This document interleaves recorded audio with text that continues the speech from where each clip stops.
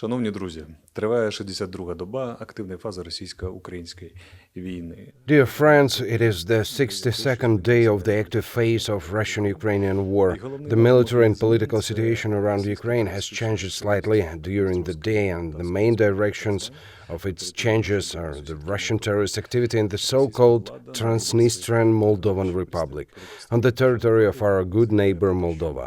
The Russian authorities, at the level of their highest state representatives, declare that it is necessary to occupy Moldova, and today's cruise missile airstrikes on our southern region may indicate the intentions of the Russian Federation to add to all directions of the invasion, also the region of Ukrainian Bessarabia.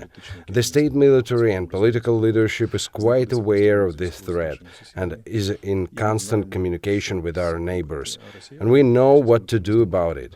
And I can tell the Russian leadership, that adding another direction will simply accelerate your military defeat here and your political defeat in the world.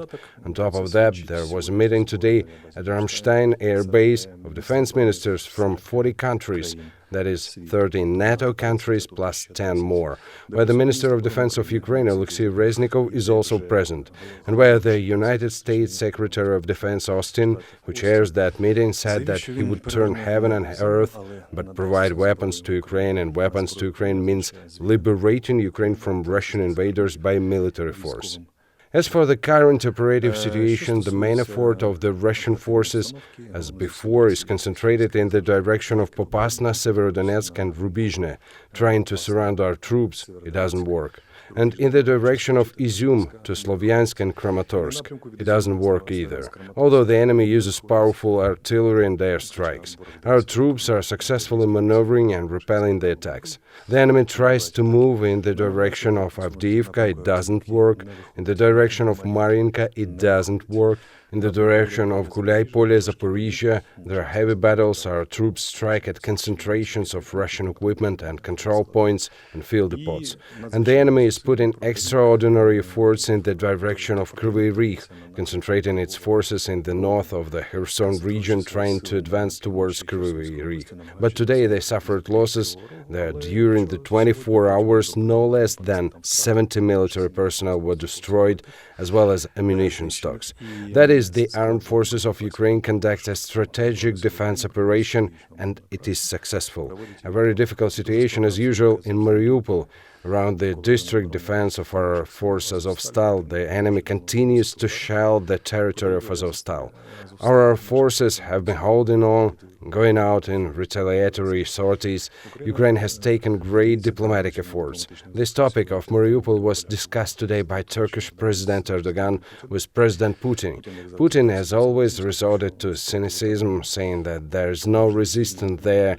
We have already liberated Mariupol, as he said, ceased translating into our language, and that the best way out for the Ukrainian defenders is for Kyiv to give them a command to surrender. But our military, of course, will not go for such an embarrassment. In addition, there is no faith in Russians' ability to treat our military in the rear. We remember Ilovaisk, and remember that according to Mariupol local officials yesterday, when the Russians declared a humanitarian corridor to exit Azovstal, a few minutes later they shelled the exit point. That is the value of the Russian agreements. Let's see what the UN Secretary General can achieve by raising the Mariupol issues in talks with the Turkish side, Ukrainian and Russian ones. He is on a state visit right now. During the day, a group of armed forces of Ukraine hit 11 air targets, 3 aircraft, 1 helicopter, 4 operational tactical and manned aerial vehicles, and 3 cruise missiles. In the territory of Donetsk and Luhansk region, in the past 24 hours, 6 enemy attacks were repulsed. 4 tanks, 5 artillery systems, 13 units of armored vehicles and 15 units of automotive equipment, 2 tankers and 1 anti-aircraft system were destroyed. I would like to thank our doctors today who take care of our children. A lot of children have suffered in this war. Only officially, almost 300 children were killed. More children were wounded. 16,000 Ukrainians have been missing as of today.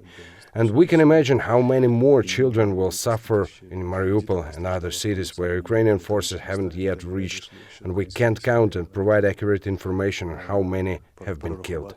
Stay tuned for our next posts. Everything will be Ukraine. We believe in the armed forces, we believe in partners, and in victory by military means. До перемоги військовим шляхом.